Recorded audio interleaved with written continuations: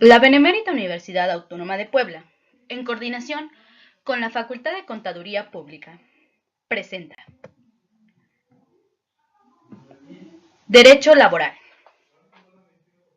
El derecho laboral mexicano rige el proceso por el cual los trabajadores en México pueden organizar sindicatos participando en negociaciones colectivas y huelgas, el cual derecho laboral refleja la relación histórica entre el Estado y la Confederación Mexicana de Trabajadores, siendo dicha confederación alineada oficialmente con el Partido Revolucionario Institucional, PRI, el cual gobernó bajo varios presidentes por más de 70 años consecutivos el país. Mientras la ley en sus principios promete a los trabajadores el derecho a huelga y a la organización, en la práctica es difícil o imposible a los sindicatos indispensables el organizar su tiempo y condenar las prácticas corruptas de muchos sindicatos existentes y los empleados con los que tratan. El actual sistema legal tiene sus orígenes en la Revolución Mexicana de 1910 y 1920, la cual crea la Constitución de 1917. El artículo 123 de la Constitución da a los trabajadores el derecho de organizarse en sindicatos y realizar huelgas. Este artículo le dio protección a las mujeres y a los niños, establece una jornada diaria y el derecho a un salario digno. Por el contrario, los derechos prometidos por la Constitución siguieron siendo promesa hasta 1931, cuando el gobierno promulgó la Ley Federal del Trabajo. La ley establece las juntas de conciliación y arbitraje, compuestas por representantes del Estado, los empleados y los sindicatos. Artículo 123 constitucional. Toda persona tiene derecho al trabajo digno y socialmente útil. Al efecto, se promoverá la creación de empleos y la organización social del trabajo, conforme la ley lo establece. El Congreso de la Unión, sin contravenir a las bases siguientes, deberá expedir leyes sobre el trabajo, los cuales regirán entre los jornaleros, obreros, empleados domésticos, artesanos y de una manera general todo contrato de trabajo. El artículo 123 constitucional establece una jornada laboral, la cual se divide en diurna y nocturna. La jornada laboral diurna máxima será de 8 horas. La jornada laboral nocturna, su máxima duración será de 7 horas. Queda prohibida la utilización de trabajos a los menores de 15 años. Los mayores de esta edad y menores de 16 tendrán como jornada máxima la de 6 horas. El artículo 123 también nos habla acerca del descanso que todos los trabajadores deben gozar como un derecho al trabajo. El descanso debe ser por lo menos un día a la semana por cada 6 laborados, cuando menos. El salario mínimo. Los salarios mínimos que deberán disfrutar los trabajadores serán generales o profesionales. Los primeros regirán en las áreas geográficas que determinen. Los segundos se aplicarán en las ramas determinadas de la actividad económica o en profesiones, oficios o trabajos especiales. El salario mínimo no podrá ser utilizado como índice, unidad, base, medida o referencia para fines ajenos a la naturaleza. ¿Cuáles son los alcances del salario mínimo? Los salarios mínimos generales deberán ser suficientes para satisfacer las necesidades normales de un jefe de familia, en el orden material, social y cultural, y para promover a la educación obligatoria de los hijos. Los salarios profesionales se fijarán considerando además las condiciones de distintas actividades económicas. ¿Quién fija el salario mínimo? El salario mínimo se fijará por una comisión nacional integrada por los representantes de los trabajadores, de los patrones y del gobierno, los cuales podrán auxiliarse de las comisiones especiales de carácter consecutivo que consideren indispensables para el mejor desempeño de sus funciones. Generalidades del salario mínimo. Para trabajo igual debe corresponder salario igual, sin tener en cuenta sexo ni nacionalidad. El salario mínimo quedará exceptuado de embargo, compensación o descuento. El salario deberá pagarse precisamente en moneda de curso legal, no siendo permitido hacerse efecto en mercancías, ni con vales, fichas o cualquier otro signo representativo con que pretendan sustituir la moneda. Los trabajadores tendrán derecho a la participación en las utilidades de las empresas, reguladas de conformidad en las siguientes normas. Una comisión nacional integrada con representantes de los trabajadores, los patronos y del gobierno fijarán el porcentaje de las utilidades que deban repartirse entre los trabajadores. La Comisión Nacional practicará las investigaciones y realizará los estudios necesarios y apropiados para conocer las condiciones generales de la economía nacional. Tomará asimismo en consideración la necesidad de fomentar el desarrollo industrial del país, el interés razonable que debe percibir el capital y la necesaria reinversión de capitales.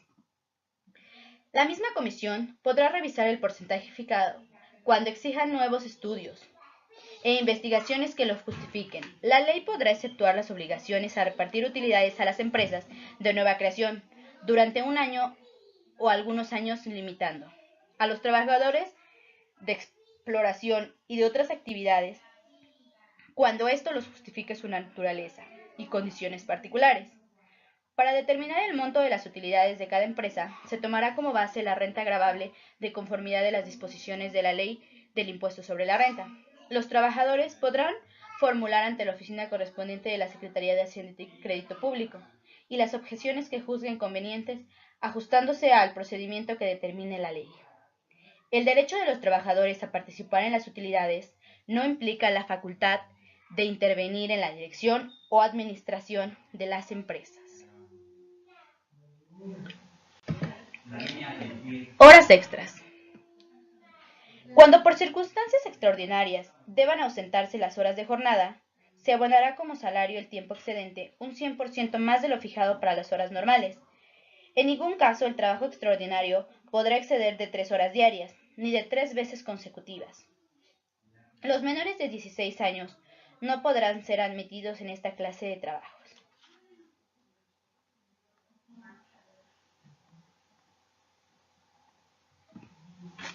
Las empresas, cualquiera que sea su actividad, estarán obligadas a proporcionar a sus trabajadores capacitación y adiestramiento para el trabajo. La ley reglamentaria determinará los sistemas y métodos, procedimientos conforme a los cuales los patrones deberán cumplir con dicha obligación.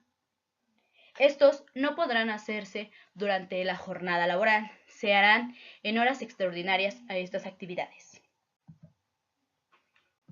Mujeres embarazadas. Las mujeres durante el embarazo no realizarán trabajos que exijan un esfuerzo considerable y que signifiquen un peligro para su salud en relación con la gestación. Gozarán forzosamente de un descanso de 6 semanas anteriores a la fecha fijada aproximadamente al parto y 6 semanas posteriores al máximo, debiendo percibir su salario íntegro y conservar su empleo y los derechos que hubiere adquirido por la relación del trabajo. En el periodo de lactancia, tendrán 2 descansos extraordinarios por día, de media hora cada uno, para alimentar a sus hijos.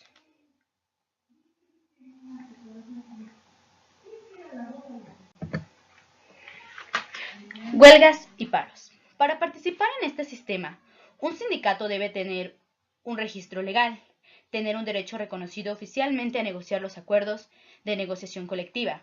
Deberán periódicamente volver a registrar a sus oficiales y ser aceptados por el Estado. Sin embargo, este sistema puede ser utilizado para entorpecer a los sindicatos independientemente no asociados y otras federaciones que han establecido relaciones con el Estado, ya que los miembros de estas juntas a menudo tienen razones egoístas para negar o retrasar el registro de sindicatos rivales.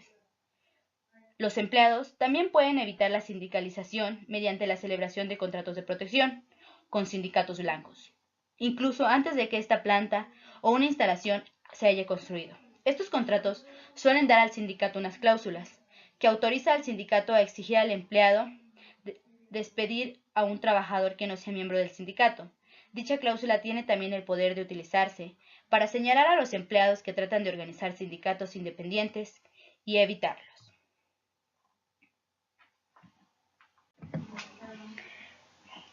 Huelgas. Las huelgas serán lícitas cuando tengan por objeto conseguir el equilibrio entre los diversos factores de la producción, armonizando los derechos del trabajo con los del capital. En los servicios públicos serán obligados para los trabajadores dar aviso con 10 días de anticipación a los tribunales laborales, de la fecha señalada para la suspensión del trabajo. Las huelgas serán ilícitas Cuando únicamente la mayoría de los huelguistas ejercite los actos violentos contra las personas o propiedades, o en caso de guerra, cuando aquellos pertenezcan a los establecimientos y servicios que depende del gobierno. Cuando se trate de obtener la celebración de un contrato colectivo de trabajo, se deberá acreditar que se cuenta con la representación de los trabajadores. Los paros serán lícitos únicamente cuando el exceso de producción haga necesario suspender el trabajo, para mantener los precios en el nivel costeable, previa aprobación de los tribunales laborales.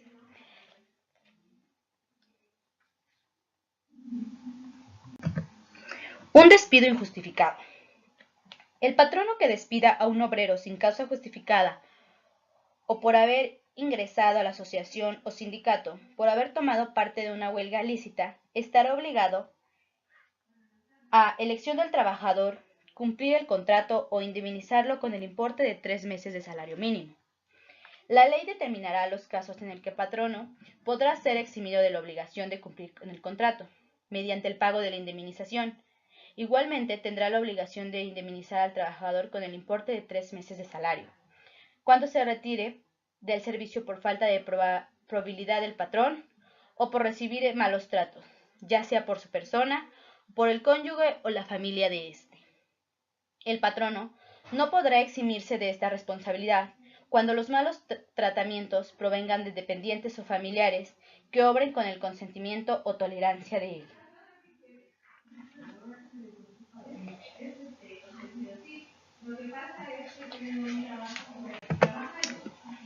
Serán condiciones nulas y no obligatorias contrayentes, aunque se exprese en el contrato, o nulidad del contrato, las que estipulen una jornada inhumana, por la notoriamente excesiva, dada la índole del trabajo, las que fijen un salario que no sea remunerador, a juicio de los tribunales laborales, las que estipulen un plazo mayor a una semana para la percepción del jornal, las que señalen un lugar de recreo, fonda, café, taberna, cantina o tienda para efectuar el pago del salario, cuando no se trate de empleados en estos establecimientos, las que engañen obligación directa o indirectamente a adquirir los artículos de consumo en tiendas o lugares determinados, las que permitan retener el salario en concepto de multa, las que constituyan renuncia hecha por el obrero de las indemnizaciones que tengan derecho por accidente del trabajo y enfermedades profesionales, prejuicios ocasionados por el incumplimiento del contrato o despedirse de la obra. Todas las demás estipulaciones que implican renuncia de algún derecho consagrado a favor del obrero en las leyes de protección y auxilio a los trabajadores.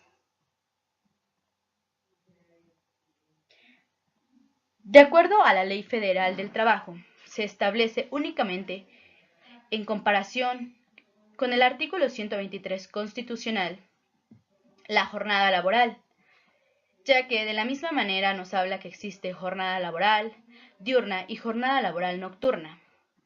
Haciendo la misma comparación entre estas dos leyes, cabe destacar que en la Ley Federal del Trabajo nos habla sobre las relaciones que existen entre un trabajador y un patrón.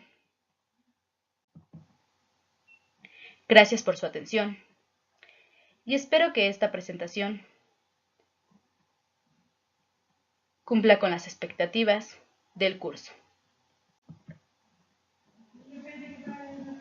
Integrantes: Bueno Reynoso Meili, Esquivel Sánchez Amara, Salón 204, docente Jorge Gabriel Patiño Lozano, Derecho Laboral.